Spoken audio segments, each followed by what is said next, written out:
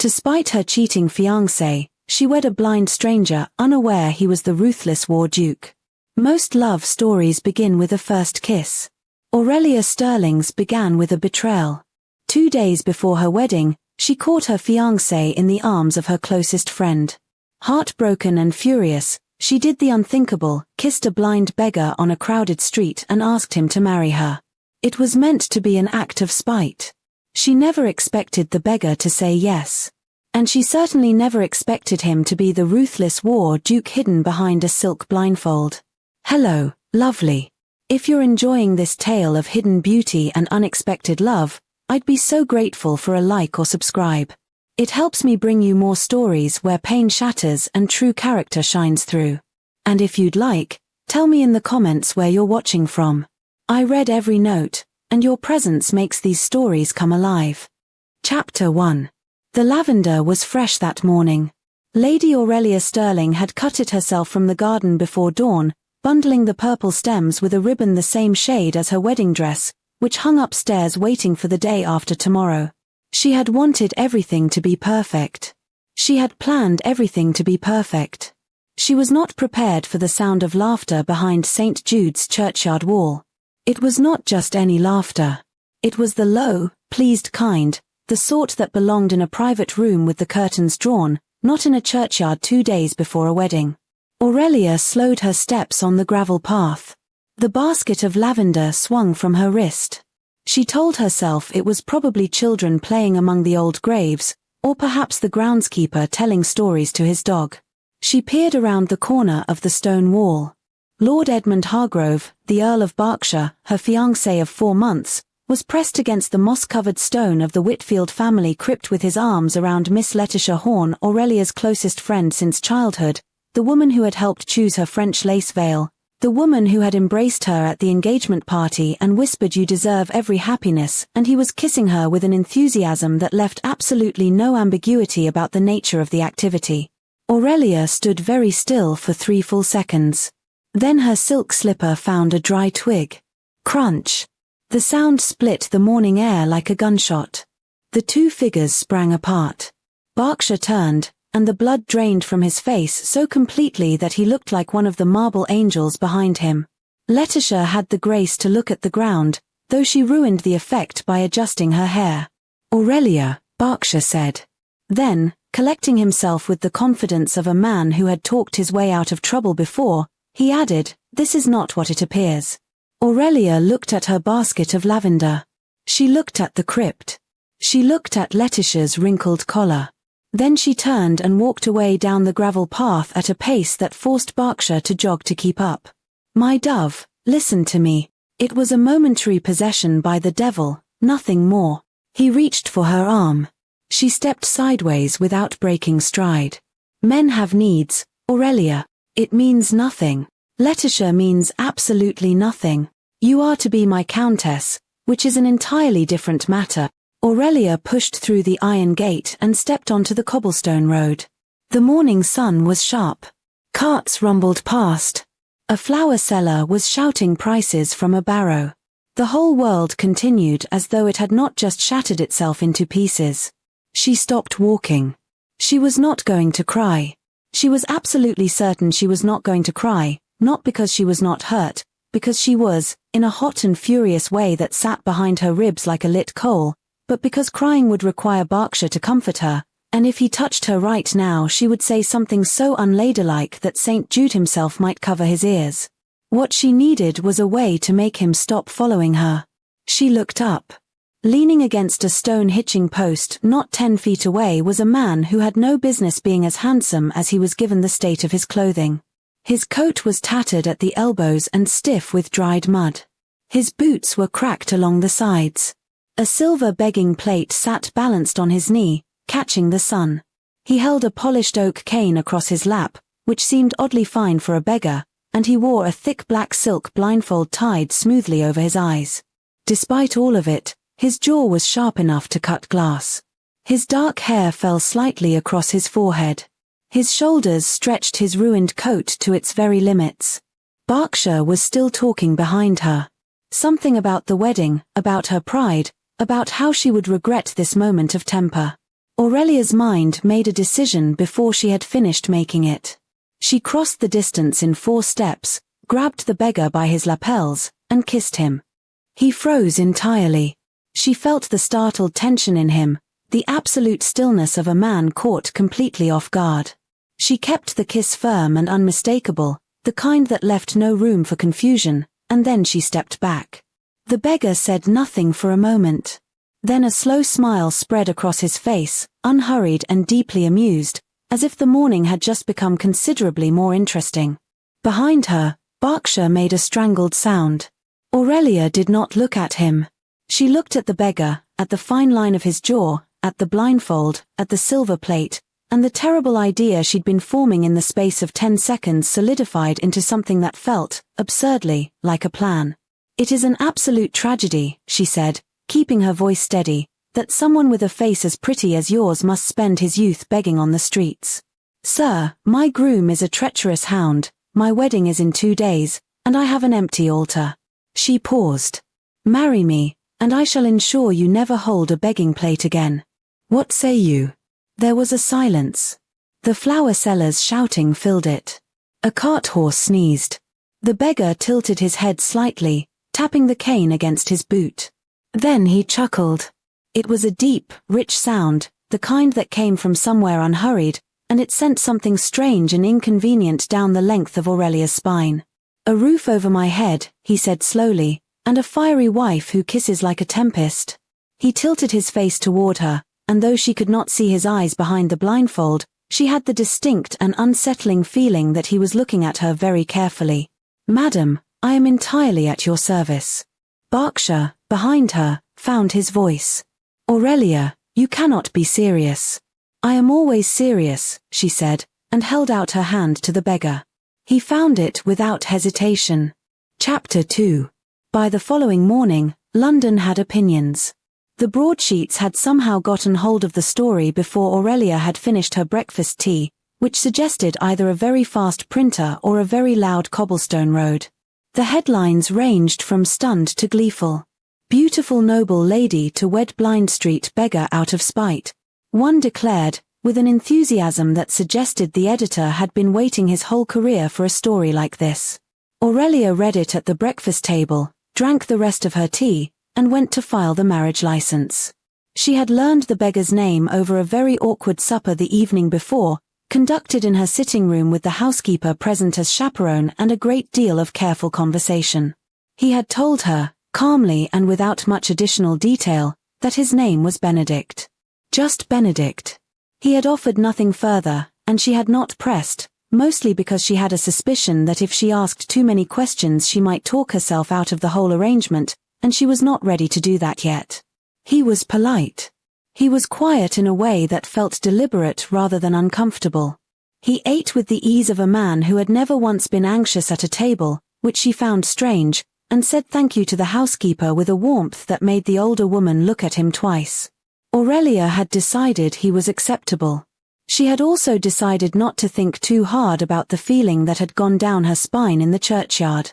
By 11 o'clock, she was back at the Sterling estate, standing in the library doorway with the signed license in her hand. Her father was already there. So was Berkshire. Lord Sterling stood behind the mahogany desk in the full authority of a man who believed very firmly that things should go the way he expected them to go. He was a large man, red-faced in a permanent way that had nothing to do with exertion, and he was looking at Aurelia with the expression he reserved for problems he intended to solve quickly. Berkshire stood to the left of the desk, looking smug in a way he was trying to disguise as concern. "Aurelia," her father said. His voice was the controlled kind of loud. "Sit down." "I prefer to stand, thank you." His jaw tightened. "This nonsense ends today. Whatever display you staged yesterday on the public road was embarrassing, and it is finished. Berkshire has agreed to proceed with the wedding. You will apologize for the scene, and you will be at the altar on Saturday." "I filed the marriage license this morning," Aurelia said. "For the beggar. His name is Benedict." The silence that followed was the particular kind that preceded an explosion. Berkshire made a soft, shocked sound. Lord Sterling placed both hands flat on the desk. A woman, her father said, very carefully, does not make a fuss over a husband's minor indiscretions. That is the nature of marriage. That is the nature of the world. You will not throw away a title, a fortune, and this family's alliance over something so entirely unremarkable. Aurelia looked at him steadily. She had been preparing for this conversation, in some form, for most of her life. What Berkshire did is not minor. And this family's alliance was built on the assumption that I would be exchanged for it, which I am no longer willing to be. Then you will be exchanged for nothing. Her father's voice dropped into something cold and deliberate. If you go through with this farce, you are stripped of your dowry. You are stripped of your title. You leave this house with nothing but the clothes on your back, and you will not be welcome to return. He paused. Think carefully, Aurelia. She thought carefully for approximately 4 seconds. Then she curtsied. It was a very graceful curtsy, which she was privately pleased about. Berkshire, she said, turning to him, you deserve Letitia. I mean that in the least flattering way possible. Then she walked out of the library, down the hall, and through the front door into the sharp morning air, with the marriage license folded in her hand and absolutely nothing else. She told herself the tightness in her chest was relief. It might even have been true. Chapter 3. The chapel was smaller than she had expected. Aurelia stood at the altar in a simple white day dress, because simple was what she had, holding a small bunch of herbs the housekeeper had pressed into her hands that morning with the solemn air of a woman doing what she could. The pews held a scattered collection of curious observers, mostly neighbors who had read the broadsheets and could not resist, and 1 or 2 of Aurelia's friends who had come out of loyalty and were now clutching each other's arms and whispering. Berkshire was also there. She had spotted him in the back row before the ceremony began, settling in with the smug expectation of a man who had come to watch an embarrassment. She ignored him. She kept her chin up and her hands still and stared at the chapel doors. They creaked open. What walked in was not what she had expected. The man had the same dark hair as Benedict, the same jaw, the same broad shoulders. But he moved like someone who had never in his life been uncertain of where he was going. His posture was the posture of a man who had commanded rooms, armies, and possibly entire territories. He wore a midnight blue military uniform with gold embroidery at the collar and cuffs, every detail precise, every button in place. His Hessian boots struck the stone floor with a clean, deliberate click that echoed through the chapel like a countdown. He still wore the black silk blindfold. On his right was a stoic valet in perfectly pressed livery. On his left was a tall, very handsome man in a colonel's uniform who had the expression of someone trying hard not to find this funny and failing. The chapel had gone completely silent for 1 beat, and then it erupted. The whispers bounced off the stone walls from every direction, overlapping and urgent. Aurelia caught fragments as the man walked toward her. Good God, that's not possible. Is that not, yes, the uniform, look at the insignia. That's the War Duke. That's the Duke of Ashbourne. The butcher of the Iberian campaign.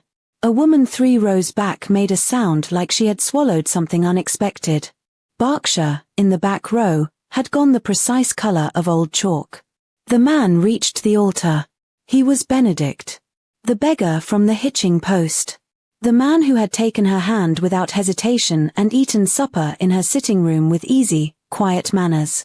The man she had kissed on a cobblestone road to wound a faithless earl. The Duke of Ashbourne. The most feared, most powerful, most ruthless man in the British Empire, according to every whisper currently bouncing off the chapel walls. Aurelia leaned close. We must stop this, she breathed, keeping her voice low and urgent. You lied to me. You are a duke. I had no idea what I was asking. I thought you were, I am backing out. The duke turned the blindfolded face toward her. The smile that appeared was slow and devastating and very slightly wicked. What is this, my sweet deliverer? The voice was quiet, meant only for her, rich with a private amusement she now understood had been there all along. Are you soundly a scaredy cat? Wanting to go back on your word before the whole ton? He tilted his head just slightly. Stand tall, little bird. Marry me, and I promise I will make your miserable ex-fiancé regret the very day he was born. Aurelia's eyes went, despite herself, to the back row. Berkshire was sweating visibly. His smugness had collapsed entirely and been replaced by something much more satisfying. He looked like a man who had arrived at a comedy show and discovered it was his own funeral. Aurelia faced forward. She was not a coward. She had never been a coward. She had walked out of her father's library that morning with nothing in her hand but a marriage license and the knowledge that she meant what she said, and she was not going to let Berkshire watch her lose her nerve at an altar. "I am no coward," she said. They said their vows. When it was done, the Duke of Ashbourne, Benedict, who had sat against a hitching post in ruined clothes 2 mornings ago with a silver plate on his knee, lifted her hand to his lips and pressed a formal kiss to her knuckles with the serenity of a man who had just gotten exactly what he wanted. The chapel did not know what to do with itself. The vicar looked faintly stunned. The colonel was absolutely not laughing, though the corners of his mouth had given up the fight. In the back row, Berkshire sat completely still in a puddle of his own ruined expectations. Aurelia was a duchess.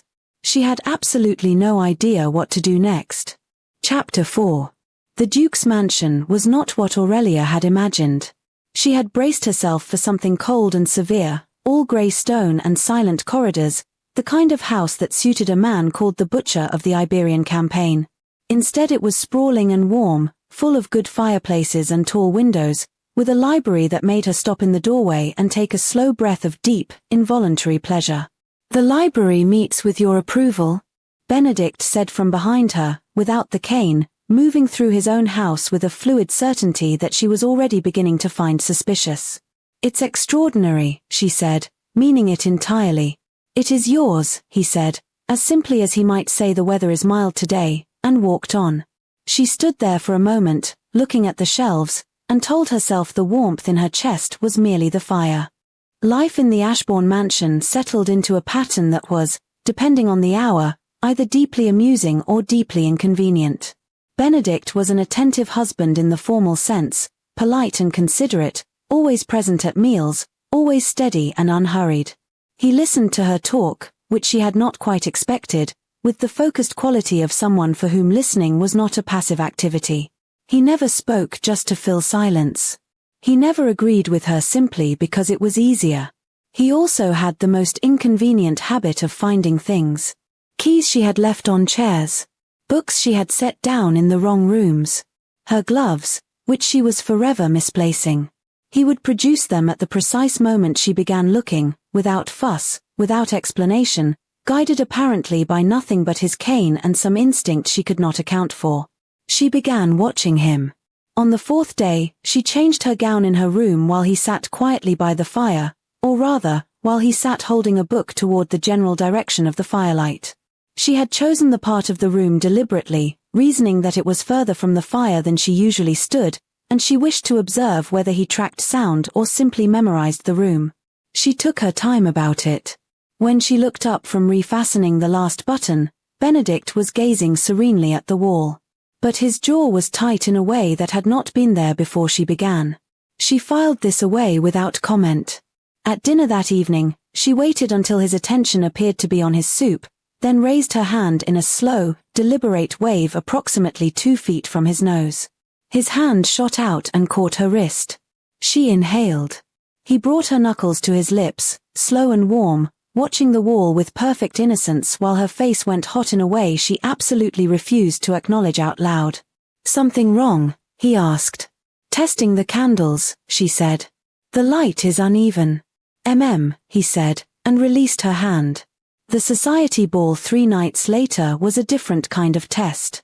Aurelia had not wanted to attend, but Benedict had suggested it mildly and she had agreed out of a stubbornness she could not entirely explain, a determination not to hide in the mansion while London made up its mind about her. Colonel Andrew accompanied them, as he usually did, moving at Benedict's left side with the companionable ease of a man who had been doing so for years. Berkshire was there. He had clearly been drinking, and he had clearly decided that this evening was the moment to restore his dignity. He found them near the edge of the dancing, bowed with exaggerated courtesy, and spent 3 minutes making remarks about Aurelia's family, her missing dowry, and the peculiarity of a duke who required a guide. Benedict stood through all of it with the pleasant stillness of a man waiting for something. When Berkshire turned to move away, still performing for the nearby audience he imagined was sympathetic, Benedict extended his cane in a small, thoughtful motion. Berkshire's foot caught it perfectly. He pitched forward, arms wide, and landed face first into a passing footman's towering tray of iced pastries. The tray went up. The pastries went sideways. The audience, which had not been quite as sympathetic as Berkshire imagined, made a collective sound that was half gasp and half delight. Benedict stood with his cane replaced and his expression entirely neutral. Beside him, his best friend Colonel Andrew was studying the ceiling. Aurelia pressed her lips together very hard. The evenings were different. The evenings were the part she had not prepared for. After dinner, they would sit by the library fire, and they would talk. About books, first, because the library gave them easy ground. Then about more. About her mother, who had died when Aurelia was 12. About the way the Sterling estate had felt after that, large and managed and oddly airless. About what she had expected her life to look like, which was a question she had stopped asking herself somewhere around the age of 17 and was only now, haltingly, picking back up. Benedict listened to all of it. He told her about the campaign in Iberia, not the parts the broadsheets printed, but the smaller parts, the cold mornings, the unworkable maps, the men whose names he still remembered. He said things plainly and without performance, and she found herself looking at him across the firelight and thinking that whatever she had agreed to in that churchyard road, it had not been what she expected. She still had not asked him directly about the blindfold. She was building up to it. She was almost certain she already knew. Chapter 5. The Royal Gala was exactly the kind of event Aurelia had spent most of her adult life navigating, a vast, glittering room full of people performing their social positions with great commitment and variable skill. The Duke of Ashbourne was announced at the doors, and the crowd parted in a way that had nothing to do with good manners and everything to do with instinct. People felt Benedict's presence the way they felt a change in weather. Aurelia walked in on his arm, in a royal blue elegant gown that Benedict has gifted her the night before. Lord Sterling was across the room, deep in conversation with Berkshire. Both men looked up when the announcement was made. Her father's expression moved through several stages quickly.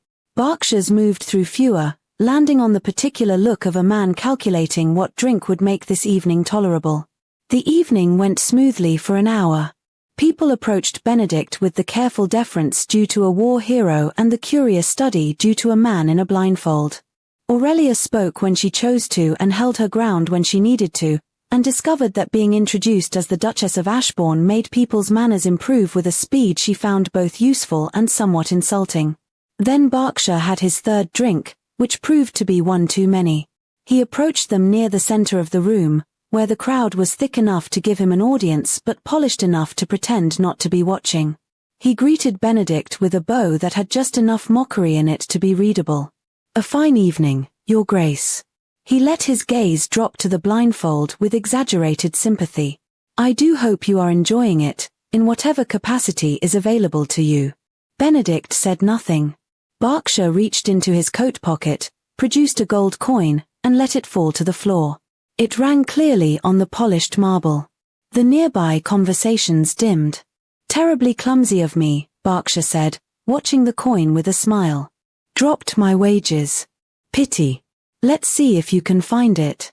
There was a silence of approximately 2 seconds. Then Benedict bent and picked up the coin. Not with the searching, careful movement of a blind man, but with the direct, immediate reach of someone who had seen exactly where it landed. He held it between 2 fingers, turned it once, and then in a clean, unhurried arc, he tossed it into Berkshire's champagne glass. The splash caught Berkshire across the front of his coat. The crowd, which had been holding its breath, exhaled in a rush. Benedict reached up and untied the black silk blindfold. He let it drop. His eyes were grey, sharp and clear and wholly focused, and they locked onto Berkshire with a steady, even, absolutely unruffled intensity that made the Earl take one involuntary step backward. "My sight returned months ago, Berkshire." The voice was the same one that had said, "I am entirely at your service" on a cobblestone road, easy and unhurried, but there was iron underneath it now that the whole room could hear. But I kept the blindfold because it allowed me to see people's true colors. He tilted his head very slightly. And what I see now is a boy who is about to be financially ruined. The silence was absolute. Benedict turned slightly, his gaze moving to include Lord Sterling, who had gone very still across the room. I have spent the past 2 weeks acquiring Berkshire's debt. The voice was level, almost conversational. All of it. The gambling accounts, the outstanding loans, the overdue notes. Additionally, I have bought the mortgages on the Sterling estate, which were, I discovered, more numerous than Lord Sterling has previously acknowledged. He paused. Berkshire, you will be vacating your London house within the month. Lord Sterling, I would recommend a conversation with your solicitor at your earliest convenience. I will not be forgiving either set of debts. What I will do is ensure, completely and publicly, that both of you understand the cost of threatening my wife. Berkshire opened his mouth. I would not, Colonel Andrew said pleasantly, from somewhere to the left. Berkshire closed his mouth. Lord Sterling, for the first time in Aurelia's memory, had nothing to say. He stood in the middle of the gala with his hands at his sides and the understanding settling over him, visibly and irreversibly, that he had miscalculated. Aurelia looked at her father across the candlelit room. She waited to feel something sharp and vindicating. She felt something, but it was quieter than she expected, more tired than triumphant. She had not needed him to love her correctly. She had simply needed him to stop treating her like a transaction. He had chosen not to, and now they were here, in this ballroom, and the account was settled. She turned away. They left the gala before midnight. The night air hit them on the steps, cold and clean after the close warmth of the room, and Aurelia breathed it in as Benedict handed her up into the carriage. Colonel Andrew made his excuses at the door with the tact of a man who understood when 3 was a crowd, and then the carriage door closed and they were moving through London's streets in the dark, the lamps making shifting patterns on the carriage walls. Aurelia sat across from Benedict for approximately 12 seconds. You absolute rogue, she said. He looked at her. It was still strange, seeing his eyes, grey and direct and currently holding a warmth she recognized from the evenings by the library fire, now without the blindfold between them. He did not look away. You saw everything, she said. The changing, in the room. The faces at dinner. All of it. Every beautiful inch of you, he said quietly, from the very first morning. In the churchyard. On the road.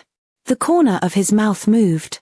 You grabbed a stranger by his lapels and kissed him to wound an earl. I was not going to look at the wall. Aurelia pressed her lips together, fighting the smile with every reasonable resource she had. She lost. You should have told me. From the beginning, you should have told me who you were. I know. He said it without deflection, simply and directly, the way he said everything. I intended to. And then you talked at supper about your mother's garden and the way the Sterling estate smelled in November, and I found I was not finished yet. I wanted one more evening of you speaking to me as though I was simply Benedict. You are simply Benedict. He looked at her for a moment. Something shifted in his expression, something that had perhaps been waiting to shift for several weeks. Yes, he said. I rather think I am. Aurelia moved from her seat across the carriage to the seat beside him. The carriage swayed gently on the uneven road. His hand found hers in the dark, and she let it. You owe me a full accounting, she said. I was dressed in rags because I lost a bet against Andrew. Dressing in rags like a beggar was the price to pay. Staying with the blindfold even when I could see was my idea. Andrew was against it at first, but he got tired of nagging. You're one stubborn man, my love. Benedict laughed. She had heard him chuckle before, that deep and unhurried sound, but this was fuller, more unguarded, and it was, she decided, one of the better sounds she had encountered. She leaned her head against his shoulder. Outside, London moved past in the dark, all lampposts and closing shops and the last of the evening's theatregoers heading home through the cold. Somewhere in the city, Berkshire was standing in a ballroom with champagne on his coat and an account with Benedict's name on it. Somewhere, her father was speaking to his solicitor in his head, rehearsing a very difficult conversation. Here, in the carriage, there was just the sway of the wheels and the warmth of his shoulder and the quiet that felt, for the first time in as long as she could remember, entirely comfortable. "You saved me from a boring life," Benedict said. The voice was low, close to her ear, honest in the uncomplicated way that he was honest about most things. "And I intend to spend the rest of mine making sure you never regret picking up a beggar on the road." Aurelia was quiet for a moment. "You were a very convincing blind beggar," she said. "I want that acknowledged. I practiced the cane work for a full afternoon. Andrew taught you." Andrew was appalled to be asked, and then got very into it. She laughed, and felt him press a kiss to her hair, firm and warm and unhurried, the way he did everything. Outside, London carried on. The carriage rolled toward Ashbourne House, and Lady Aurelia Sterling, who was no longer Lady Aurelia Sterling but the Duchess of Ashbourne, who had lost a dowry and a title and a father who had not deserved the name, and had walked out of a library with nothing in her hand but a marriage license and her own considerable nerve, settled into the shoulder of a man who had worn a blindfold to see her clearly, and decided that spite, on occasion, was the finest foundation a marriage had ever